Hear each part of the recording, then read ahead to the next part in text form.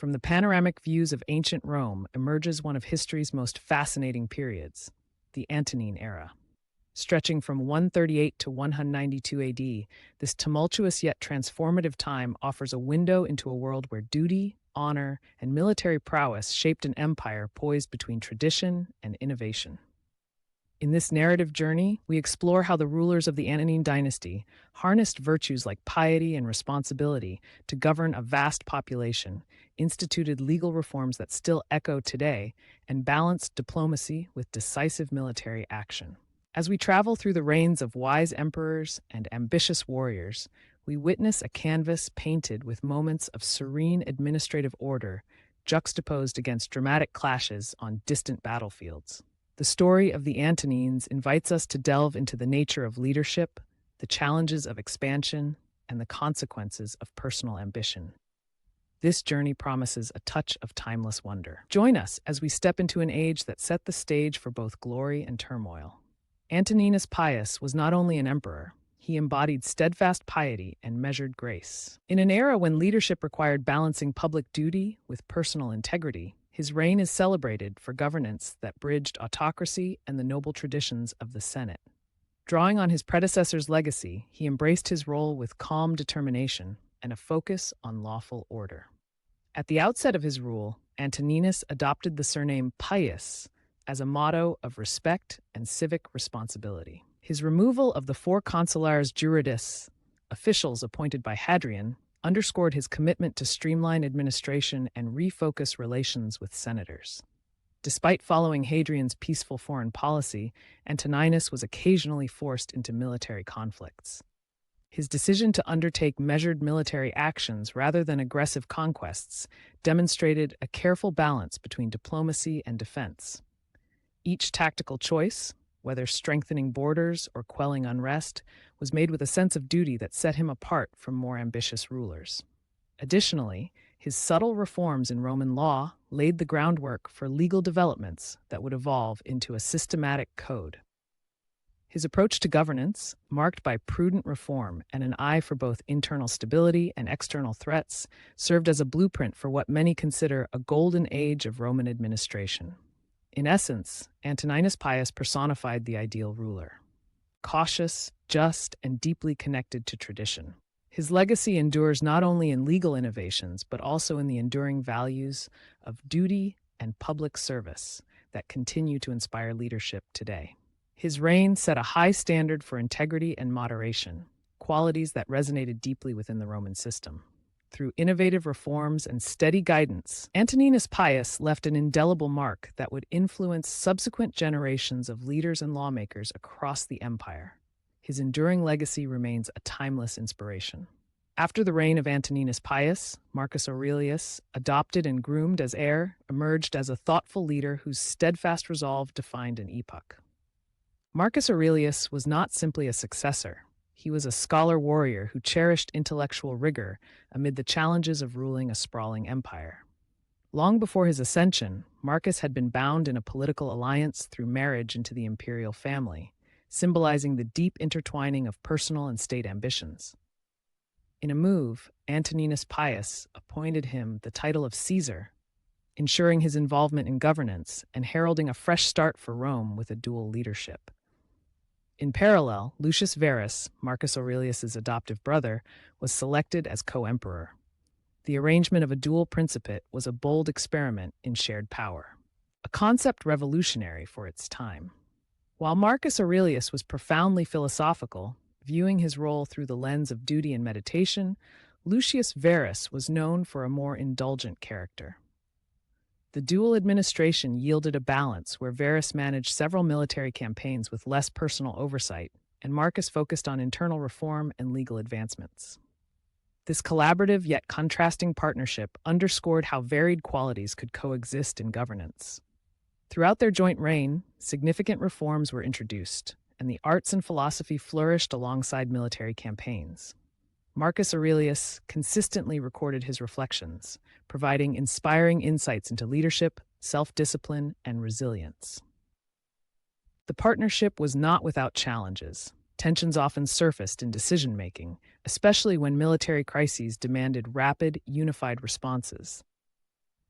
Nevertheless, this period of shared authority paved the way for enduring administrative practices in the Roman world, a delicate dance between personal character and the responsibilities of empire management. The legacy of this era remains a testament to how contrasting personalities can unite to steer an empire through turbulent times, setting standards that resonate through the ages and shape the future of imperial governance. Both emperors left an indelible mark on history by redefining the very nature of imperial leadership. Their innovative approach melded military strategy with philosophical inquiry, demonstrating that intellectual pursuit and administrative acumen were not mutually exclusive. Through their collaborative efforts, they instituted reforms that not only stabilized the empire but also enriched its cultural and legal frameworks. Their reign provided a model where strength was tempered with wisdom, a lesson that has echoed through the centuries. In countless writings and inscriptions, the dual legacy of Marcus Aurelius and Lucius Verus is celebrated as a turning point in Roman governance, reminding us how enlightened leadership can steer even the most formidable institutions through times of change. Indeed, Roman diplomacy and governance was disrupted by a threat from Parthia, a powerful neighbor, whose ambitions led to conflicts on Rome's eastern frontiers. Long before distant battles settled, Vologases III, the Parthian king, initiated aggressive maneuvers by overrunning Armenia. The situation escalated as Roman legions in Cappadocia suffered defeats, and Parthian forces boldly broke into Syria. This series of events placed the empire in a delicate position, forcing a swift military response to curtail the growing threat. Marcus Aurelius, sharing command with his co-emperor, entrusted Lucius Verus with confronting this external menace. Although Verus was not known for striking leadership, his generals brought renewed vigor to the campaigns, restoring order through strategic operations. Under these capable military minds, Statius Priscus led an expedition to re-establish Roman authority in Armenia, successfully reinstating a local ruler under Roman influence. In ensuing events, the conflict took an unexpected turn when Avidius Cassius, a respected general, boldly invaded Mesopotamia. His forces seized the Parthian capitals of Seleucia and Ctesiphon, marking temporary victories. However, the narrative of triumph soon met harsh logistical realities. As Cassius marched back, his army encountered severe hardships from hunger and rampant disease. The journey not only sapped the might of his campaign, but also spread a deadly plague through the empire, causing widespread depopulation and adding internal crisis to the external conflict. By 166 AD, a fragile peace was negotiated with Parthia, awarding Rome territorial gains in Upper Mesopotamia east of the Euphrates. This truce, a product of exhaustion and strategy, revealed the complex interplay of military ambition, logistical challenges, and the unforeseen impacts of disease on vast empires. As the empire's focus was pulled toward the eastern conflicts, a new challenge emerged along the northern frontier.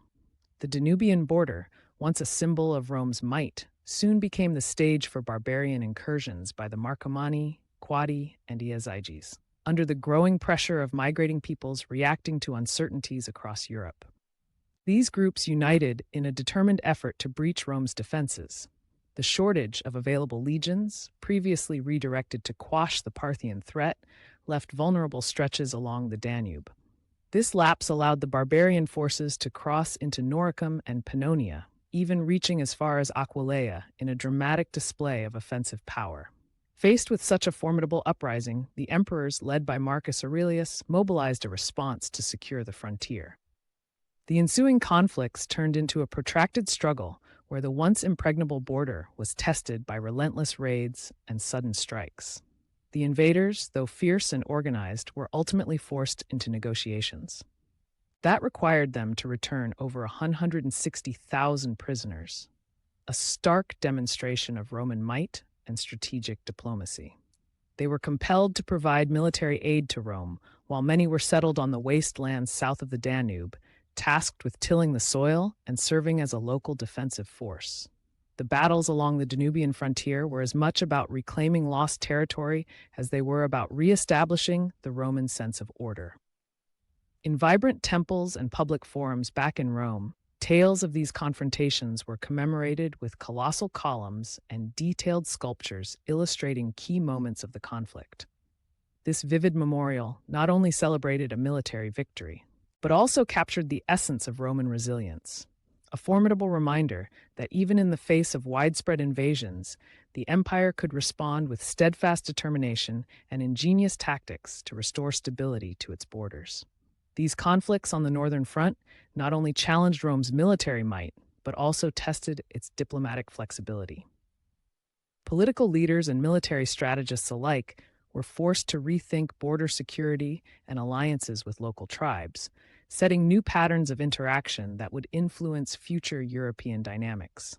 Following the legacy of disciplined governance, the imperial narrative took a turn with the rise of Commodus, an emperor whose personality starkly contrasted with that of his predecessors. Commodus, born with the name Lucius Aurelius Commodus, became the sole ruler after the death of Marcus Aurelius, marking a departure from the noble practices that once defined Roman leadership. His reign was characterized by a shift in priorities, where personal indulgence gradually replaced public duty and political entertainment overshadowed serious state affairs. Emboldened by an insatiable desire for fame, Commodus abandoned his father's military campaigns on the Danubian front, but openly embraced the role of a gladiator, often appearing in the arena, donning the guise of a fighter, and seeking approval through spectacle rather than strategy. This transformation in imperial conduct sent ripples through the corridors of power. Instead of engaging with the Roman Senate on matters of state reform, Commodus trusted the reins to a series of favorites and advisors, whose ambitions often clouded effective governance. His approach underscored a decline in the traditional virtues of Roman rule, as he prioritized his own indulgences and the fleeting allure of public acclaim. Moreover, the shift in leadership style under Commodus began a gradual erosion of the principled foundations built over generations, leaving the empire increasingly vulnerable to internal discord and external threats. In this new era, the shadow of Commodus loomed large over Rome, serving as a cautionary tale of excess and the slow decay of noble traditions. His reign marked a turning point that resonated through the annals of history, reminding us that greatness demands balance and responsibility. Thus, the decline under Commodus became a permanent lesson indeed. Following the unsettling reign of Commodus, a turbulent period ensued marked by swift changes and bloody confrontations. In January 993 AD, multiple voices clamored for authority in a chaotic political landscape. Publius Helvius Pertinax, a senator known for his military capability, was initially chosen to restore discipline. However, his stringent measures and efforts to enforce fiscal prudence quickly alienated the powerful Praetorian Guard. In a violent turn of events, after less than 3 months on the throne, Pertinax was overthrown by a mutiny, setting the stage for further political chaos. In the ensuing vacuum of power, Didius Julianus, an experienced senator with abundant wealth, secured his position not through merit, but by promising extravagant rewards to the Praetorian troops. Yet his brief tenure, much like a fleeting mirage in a turbulent desert, soon collapsed under mounting opposition. Almost simultaneously, several military commanders staged claims to the imperial title, most notably Pescennius Niger in Syria, Clodius Albinus in Britain, and Septimius Severus in Upper Pannonia. As the legions chose sides, a second war of the legions erupted, a conflict rife with betrayals, sudden shifts, and fierce battles. Septimius Severus, seizing the advantage of superior positioning and a keen sense of justice, marched on Rome to avenge Pertinax's untimely demise.